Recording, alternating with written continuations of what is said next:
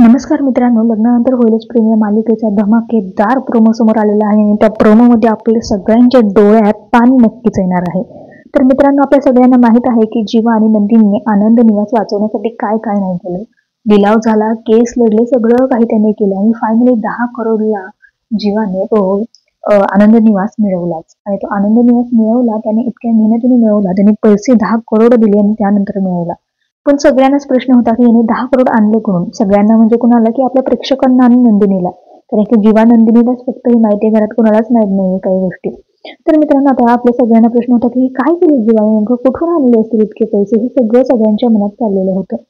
पण मित्रांनो, आता एक मोठा ट्विस्ट आलेला आहे बरं का मालिकेत. आणि तो ट्विस्ट काय आहे, तर जीवाने तो पैसे कुठून आणले, तर त्याच्या आजीचे दागिने विकून त्याने ते जे आहे ते पैसे आणले. तर होतं काय, की सोनार जो आहे तो घरी येतो दोन्ही सुनांना सोनं करण्यासाठी.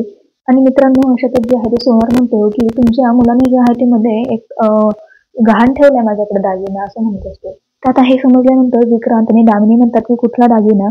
तेव्हा तो जो सोनार असतो तो सांगतो की असा असा दागिना आहे. तर आता विक्रांत आणि जे आहे ते म्हणजे विक्रांत त्यांना समजतं की जीवाने एवढ्या पैशांचं केलं का, त्यांना प्रचंड राग येतो सगळ्यांना. पण त्यानंतर नंदिनी समोर येते आणि नंदिनी सगळ्यांना सांगते की जीवाने त्या पैशांचं काय केलं. नंदिनी स्पष्टपणे सांगते की जीवाने जे आहे ते या पैशांचं जे आहे ते आनंद निवास विकत घेतलं आहे लिलावाच्या वेळेस.